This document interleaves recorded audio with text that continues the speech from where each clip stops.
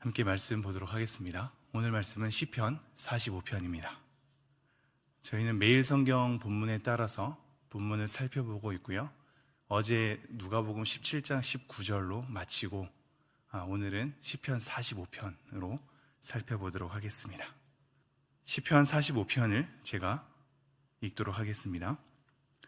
내 마음이 좋은 말로 왕을 위하여 지은 것을 말하리니 내 혀는 글 솜씨가 뛰어난 서기관의 붓끝과 같도다. 왕은 사람들보다 아름다워 은혜를 입술에 머금으니 그러므로 하나님이 왕에게 영원히 복을 주시도다. 용사여 칼을 허리에 차고 왕의 영화와 위엄을 입으소서. 왕은 진리와 온유와 공의를 위하여 왕의 위엄을 세우시고 병거에 오르소서. 왕의 오른손이 왕에게 놀라운 일을 가르치리이다. 왕의 화살은 날카로워 왕의 원수의 염통을 뚫으니 만민이 왕의 앞에 엎드러지는도다. 하나님이여, 주의 보좌는 영원하며 주의 나라의 규는 공평한 규이니이다. 왕은 정의를 사랑하고 악을 미워하시니 그러므로 하나님 곧 왕의 하나님이 즐거움의 기름을 왕에게 부어 왕의 동료보다 뛰어나게 하셨나이다. 왕의 모든 옷은 모략과 침향과 육개의 향기가 있으며 상하궁에서 나오는 현악은 왕을 즐겁게 하도다. 왕이 가까이 하는 여인들 중에는 왕들의 딸이 있으며 왕후는 오빌의 금으로 꾸미고 왕의 오른쪽에 서도다. 딸이여, 듣고 보고 귀를 기울일지어다. 내 백성과 내 아버지의 집을 잊어버릴지어다. 그리하면 왕이 내 아름다움을 사모하실지라. 그는 내 주인이시니 너는 그를 경배할지어다. 두로의 딸은 예물을 드리고 백성 중 부한 자도 내 얼굴 보기를 원하리로다. 왕의 딸은 궁중에서 모든 영화를 누리니 그의 옷은 금으로 수 놓았도다. 수놓은 옷을 입은 그는 왕께로 인도함을 받으며 시종하는 친구 처녀들도 왕께로 이끌려갈 것이라. 그들은 기쁨과 즐거움으로 인도함을 받고 왕궁에 들어가리로다. 왕의 아들들은 왕의 조상들을 계승할 것이라.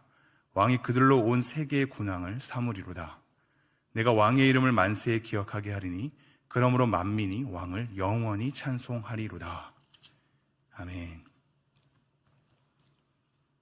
오늘 시편 45편 말씀을 통해서 하나님을 더욱더 바라보고자 합니다. 먼저 시편에는 표제어가 있는데요, 여러분의 성경 위쪽에 괄호 표시가 되어서 그 시편에 대한 안내가 잠시 있을 겁니다. 그 표제어를 보면요, 고라 자손의 마스길이라고 되어 있죠. 레위 지파, 특별히 고라의 후손들이 지은 시라고 소개를 하고 있고요. 마스길은 교훈을 의미하기도 하고요, 특별히 깊은 명상 가운데 잠기는 것을 의미하기도 합니다. 어떤 것인지 명확하게 우리가 알 수는 없으나 그것이 교훈을 주는 내용이고 우리 가운데 깊은 묵상으로 그 내용을 받고 있다라고 소개를 하고 있죠.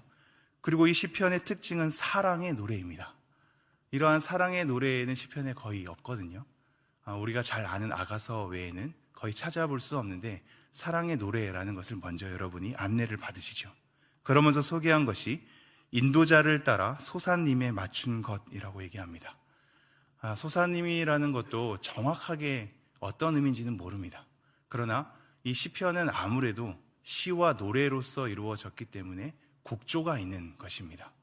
그래서 우리는 건조하게 시편의 말씀을 읽지만 사실상 곡조가 담겨 있어야 하고, 그 곡조가 담긴다라는 것 자체는 한 구절 한 구절이 우리 마음속에 감정도 담아서 우리의 마음도 담아서 함께 공동체적으로 하나님 앞에 읽고 나아가는 것입니다. 특별히 소사님이라는 것은 곡조나 가락에 대한 소개인데요, 그것이 어떤 것인지는 알 수 없으나 사랑의 노래에 맞는 곡조로 우리에게 소개된 것 같습니다. 그러면서 중요한 게요, 인도자를 따라라는 말입니다.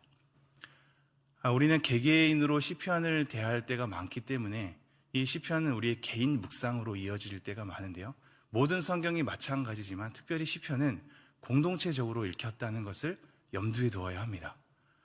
개인 스스로 시편의 말씀을 읽고 낭독하며 묵상하는 것도 굉장히 중요한 일이지만 이 시편이 역사 가운데 어떻게 쓰였냐면 한 개인이 아니라 공동체적으로 함께 말씀을 묵상했으며 그러한 시편의 내용은 예배 가운데 함께 읊었다라는 것이 중요합니다. 이 사랑의 노래가 예배 가운데 읊었다니, 이 사랑의 노래가 나와 상관없는 건조한, 결혼도 하지 않은 그런 사람이라고 생각할 수 있는데 왜 이 사랑의 노래를 함께 읽어야 하는지 그걸 우리가 생각해야겠죠. 그래서 인도자를 따라 아무나 개개인적으로 함부로 막 읽는 것이 아니라 공동체적이며 가락에 맞춰서 이 교훈이 우리에게 얘기하고 있는 바 인도자를 따라서 함께 읽어야 할 말씀이다 라고 얘기를 하고 있습니다. 그렇다면 커다란 맥락에서 이 시편의 말씀을 한번 염두에 두고 나아가시죠. 지금 오늘 시편의 내용은 생각보다 쉽지 않은 지점은 이 시편의 내용 자체가 한 구절 한 구절이 누구나 맥락 없이 읽어도 교훈이 될 만한, 즉 하나님을 경외하라, 하나님을 사랑하라, 내 이웃을 내 몸과 같이 사랑하라 라는 누구나 맥락 없이 읽어도 마음에 와닿는 듯한 내용은 아니기 때문입니다. 왜냐하면 오늘 시편의 내용은 왕과 왕비의 결혼에 대한 축하 글이기 때문입니다. 왕과 왕비의 결혼을 얘기하는 것이죠. 그렇다면 우리가 어려운 지점은 이것이죠. 이 내용을 살펴볼 때 왕과 왕비가 결혼한다는 것은 알겠는데 나는 오늘날의 왕도 아니고 오늘날 우리 가운데 왕도 있지 않으니 이 시편의 말씀을 오늘날 우리가 어떻게 읽어야 할 것인가가 우리에게 중요한 지점이겠죠. 그래서 우리는 오늘 말씀을 살펴보면서 이런 내용을 우리 이스라엘 백성의 후손들도 왕이 몰락하는 시대에도 이 말씀을 어떻게 읽어냈으며 오늘날 우리에게는 어떻게 이 말씀을 읽어내야 하겠는가에 대한 마음을 가지고 한번 따라와 보시죠. 제가 1절 말씀 읽도록 하겠습니다. 내 마음이 좋은 말로 왕을 위하여 지은 것을 말하리니 내 혀는 글솜씨가 뛰어난 서기관의 북극과 같도다. 먼저 시편 기자가 고라 자손의 누군지 모르는 시편 기자가 먼저 표현을 하죠. 내 마음이 좋은 말로 왕을 위하여 지은 것을 말하리니, 이것은 정치적인 어떤 아첨을 위해서 왕이 듣기 좋아하는 말을 골라서 하는 것은 분명히 아닐 것입니다. 왜냐하면 내 마음이 좋은 말로 왕을 위하여 말한다라고 할 때 이것은 쏟아내는 것을 말하거든요. 이 쏟아내는 것에 대한 맥락이 선지자가 하나님의 말씀을 전할 때의 맥락과 동일합니다. 그러므로 개인의 어떤 왕과의 관계를 위해서, 자기 이익을 위해서 아첨하는 말투로 왕이 좋아하는 것을 들려지는 것이 아니라 선지자적인 발언을 통하여서 그 왕에게 쏟아내고자 하는 하나님의 마음을 전하는 것이죠. 그런 마음으로 말을 하는 겁니다. 표현이 근데 훌륭하죠. 내 혀는 글솜씨가 뛰어난 서기관의 북극과 같도다. 이제 서기관의 심정으로, 선지자의 심정으로 내 혀 끝에서 나오는 것이 글로 쓰여지면서 왕에 대한 말을 하고 있는 겁니다. 2절입니다. 왕은 사람들보다 아름다워 은혜를 입술에 머금으니 그러므로 하나님이 왕에게 영원히 복을 주시도다. 그 왕에 대해서 말하는 첫 말이 뭐냐면요, 왕은 사람들보다 아름답다라고 얘기하고 있습니다. 이것이 겉모습에 대한 아름다움만은 아닐 것입니다. 그 사람 자체, 그래서 마음에서 흘러나오는 그의 모습 자체에 대한 아름다움을 칭송하고 있으며 그런 아름다움과 연이어서 나오는 것이 그의 입술에 은혜를 머금었다라고 얘기를 하고 있죠. 시편의 표현들은 참 멋있지 않습니까? 은혜를 입술에 머금다니요. 이 머금는다는 것은 녹아 있다라는 것이거든요. 그 사람의 아름다움이 어떤 삶으로서 이어져 나오냐면 그의 입술에 은혜가 녹아져 있는 겁니다. 은혜가 그의 입술에 머금어져 있다니요. 너무 아름다운 표현 아니겠습니까? 바로 없기는 여러분도 그리고 저도 은혜가 입술에 머금어졌으면 좋겠습니다. 우리의 입술이 부족하나, 우리의 마음이 부족하나, 이 시편의 말씀에 따라 이 아름다운 선율을 우리 마음속에 새기면서 나에게도 그 은혜가 입술에 머금는 삶이었으면 어떨까를 잠시 하나님께 도움을 구하면서 계속 읽어내 보시죠. 그러한 은혜가 입술에 머금는 삶과 병행해서 하나님이 왕에게 영원히 복을 주시도다라고 얘기하고 있죠. 복을 받았기에 은혜가 입술에 머금어지기도 하고요, 은혜가 입술에 머금어지니 복을 받는 인생으로 연결되기도 하는 겁니다. 그러면서 3절, 용사여 칼을 허리에 차고 왕의 영화와 위엄을 입으소서.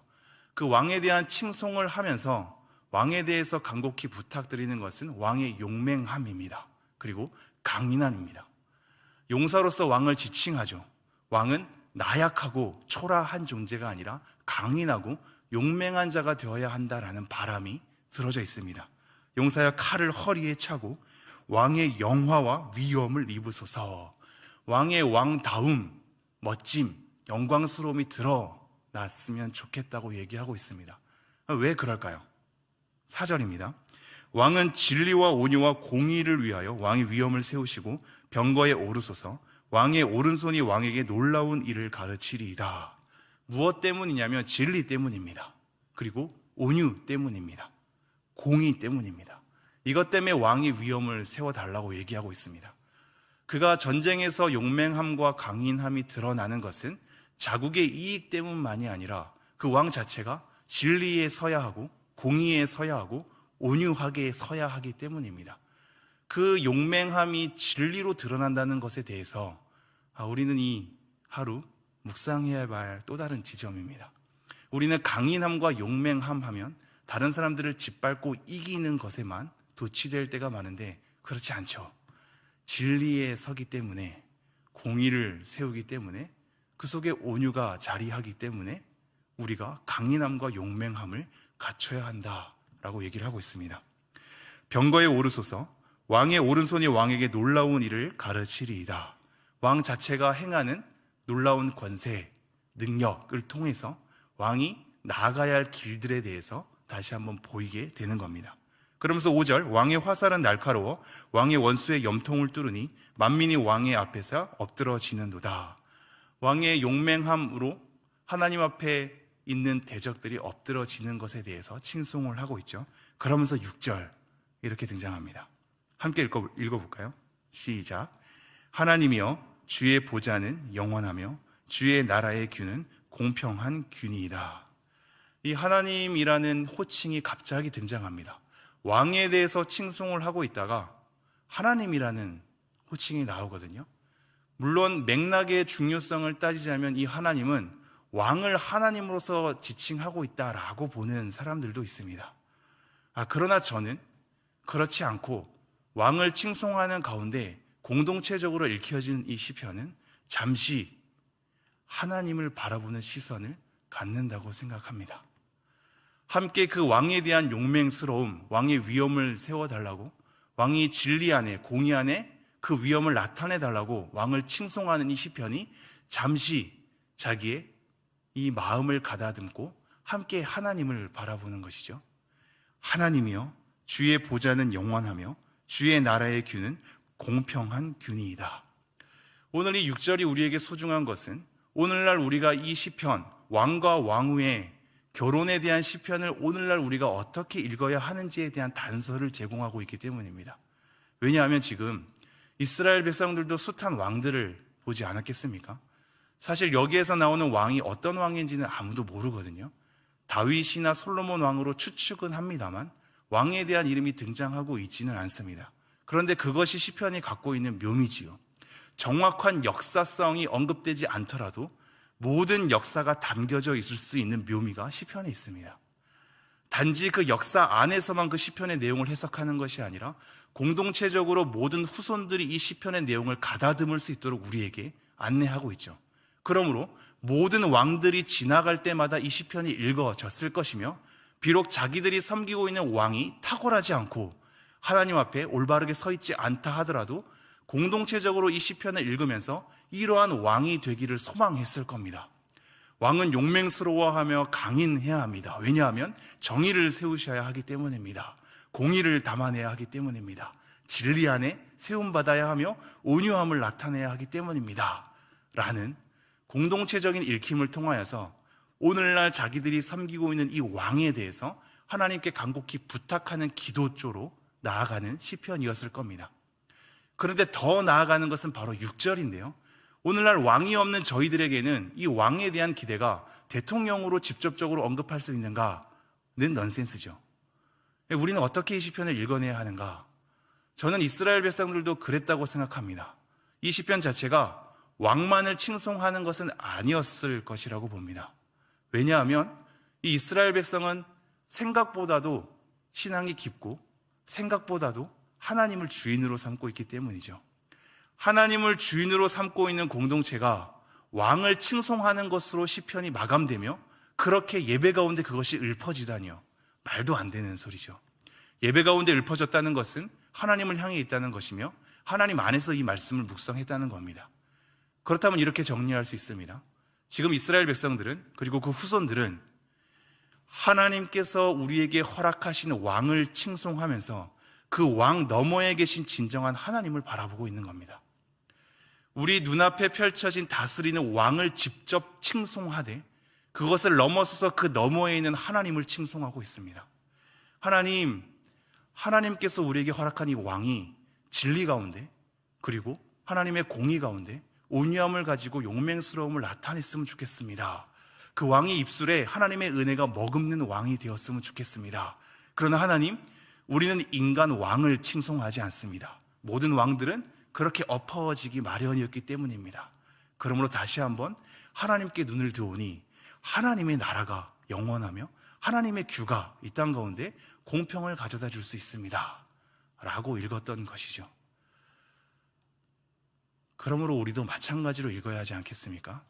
이 땅의 왕, 이 땅의 지도자가 숱하게 넘어지는 것을 우리는 보고 있습니다. 그러나 그렇다고 하나님만을 바라보진 않죠. 우리는 이 땅의 지도자들에 대해서도 하나님 앞에 간곡히 엎드리며 나아가야 할 것입니다. 그러나 그것으로 시선이 멈추진 않습니다. 그 너머에 계신 하나님을 바라보기 때문입니다. 7절입니다.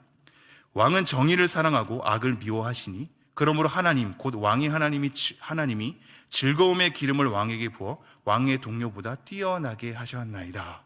왕은 정의를 사랑해야 하며 악을 미워해야 한다 라고 얘기하고 있죠. 하나님께서 즐거움의 기름을 그에게 부어주셨다라고 얘기하고 있습니다. 이 왕이 하나님으로 궁극적으로 우리가 바라봐야 하는 이유는 사실상 이 6절과 7절의 말을 히브리서 1장 8절 9절에 인용하고 있기 때문입니다. 누구로 인용하냐면요, 예수님으로 인용하고 있습니다. 그러므로 이 왕이 왕으로서 머무는 것이 아니라 예수 그리스도를 진정한 왕으로 우리의 시선을 옮기게 한다면 우리는 눈에 보이는 왕 너머에 계신 하나님을 바라보는 것이 이 시편을 참되게 읽는 방법이다 라고 우리에게 소개를 하고 있는 겁니다. 8절입니다. 왕의 모든 옷은 모략과 침향과 육개의 향기가 있으며 상하궁에서 나오는 현약은 왕을 즐겁게 하도다. 이렇게 8절까지 왕에 대한 칭송을 하면서 하나님을 바라보게 한 후에 9절부터는 왕후가 등장합니다. 제가 빠르게 읽고 정돈을 해보겠습니다. 왕이 가까이 하는 여인들 중에는 왕들의 딸이 있으며 왕후는 오빌의 금으로 꾸미고 왕의 오른쪽에 서도다. 왕후가 등장하죠. 오빌의 금이 어떤 것인지 모르지만 가장 가치 있는 금으로 등장합니다. 10절, 딸이여 듣고 보고 귀를 기울일지어다. 내 백성과 내 아버지의 집을 잊어버릴지어다. 이 말씀으로 우리가 다시 또 다른 묵상을 하게 되는 하나의 단서는요, 지금 왕을 칭송한 다음에 하나님을 바라보게 하고 왕후가 등장하고 있단 말이죠. 결국 왕과 왕후의 결혼을 통해서 찬미하는 것을 우리는 보게 되는데, 이 왕후가 오늘날 우리에게는 우리 자신, 교회 자신으로 봐도 과언은 아닌 것은 앞서 말한 6절, 7절이 예수 그리스도에게 적용되고 있기 때문에 예수님의 신부가 되는 우리 예루살렘, 이스라엘 백성, 즉 하나님을 믿는 우리 공동체로 지칭해도 무리가 되지 않을 것이기 때문입니다. 그러므로 이것을 현대적으로 적용할 때 이렇게 얘기할 수 있죠. 지금 그 왕후 보고 이 왕후가 이방 여인으로 추측이 되거든요. 딸이여 듣고 보고 귀를 기울일지어다. 내 백성과 내 아버지의 집을 잊어버릴지어다. 오늘날 예수 그리스도의 신부가 되는 우리가, 그리고 교회가 하나님 앞에 어떻게 서야 하는가, 참된 신부로서의 삶을 어떻게 살아가야 할 것인가, 우리의 삶의 죄악된 습관을 버리고 하나님의 말씀을 듣고 보고 마주하게 되는, 귀를 기울이게 되는 삶으로 나아가야 할 것이다. 그게 왕후다움, 신부다움, 교회다움이다 라고 우리에게 얘기하고 있는 것입니다. 11절, 그리하면 왕이 내 아름다움을 사모하실지라. 그는 내 주인이시니 너는 그를 경배할지어다. 두로에 따른 예물을 드리고 백성 중 부한 자도 내 얼굴 보기를 원하리로다. 왕의 딸은 궁중에서 모든 영화를 누리니 그의 옷은 금으로 수놓았도다. 수놓은 옷을 입은 그는 왕께로 인도함을 받으며 시종하는 친구 처녀들도 왕께로 이끌려 갈 것이라. 모든 신부된 친구들도 함께 초청받아서 나아가죠. 15절, 그들은 기쁨과 즐거움으로 인도함을 받고 왕궁에 들어가리로다. 드디어 이 결혼에 대미가 장식되는 겁니다. 결혼식이 마치고 함께 왕궁에서 사는 것으로 마감을 하고 있죠. 16절, 왕의 아들들은 이제 후손까지 축복합니다. 왕의 아들들은 왕의 조상들을 계승할 것이라 왕이 그들로 온 세계의 군왕을 삼으리로다. 내가 왕의 이름을 만세에 기억하게 하리니 그러므로 만민이 왕을 영원히 찬송하리로다. 이 마지막 17절 9절만 봐도 결국 하나님을 바라보고 있구나를 얘기할 수 있습니다. 한 인간 왕이 만민에게 영원히 칭송받는 것은 이스라엘 신앙 내에 허용될 수 없는 신앙이기 때문입니다. 결국 인간 왕을 넘어서서 하나님 왕을 바라보고 있구나를 우리는 깨닫게 되죠. 정리하겠습니다. 오늘날 우리는 많은 것이 눈에 들어오게 됩니다. 많은 지도자들이 있고 우리는 교회를 위해서 기도해야 하고 나라를 위해서 기도해야 할 것입니다. 우리는 이 현실을 외면하면서 하나님을 바라보는 신앙이 아니라 현실을 머금고 우리 마음속에 안고 가며 나아가는 신앙이죠. 그러나 현실에 매몰되지 않는 것은 그거 너머에 계신 하나님을 바라보기 때문입니다. 그러므로 여러분, 오늘도 우리 현실을 머금고 살아가되 그 너머에 계신 하나님을 바라보았으면 좋겠습니다. 오늘 이 시편 말씀을 통해서 나도 공의로움과 온유함과 나도 하나님의 사랑, 하나님의 인자에 대한 위대하심을 마음속에 품어야겠구나, 악을 미워야겠구나 라는 교훈으로 읽어도 되겠습니다. 그러한 삶을 살기를 사모하되, 그리고 우리 입술의 은혜를 머금는 삶을 살기를 소망하되 그거 너머에 계신 하나님을 바라보았으면 좋겠습니다. 여전히 오늘 하루 우리는 현실을 담아내야 할 것입니다. 그 현실을 외면하지 않되 현실을 살아내되 현실 너머에 계신 하나님을 바라보면서 기도함으로 나아갔으면 좋겠습니다. 그러기에 하나님 바라보시면서 오늘도 여전히 여러분 눈에 보이는 이 교회를 위해서, 또 담임 목사님을 위해서, 이 나라를 위해서 계속해서 기도해 주십시오. 그리고 하나님 바라보면서 나아가는 여러분 되었으면 좋겠습니다. 기도하겠습니다. 하나님, 오늘도 저희에게 이 말씀을 통하여 하나님을 바라보게 하시니 감사드립니다. 우리가 이 현실을 머금고 살아가되 현실에 안주하거나 매몰되지 않게 하여 주시고 그 현실 너머에 계신 하나님을 바라보며 우리의 하루하루를 소중하게 보낼 수 있도록 인도하여 주시옵소서. 이 모든 말씀 우리 주 예수 그리스도 이름으로 기도합니다. 아멘. 개인 기도하고 돌아가겠습니다.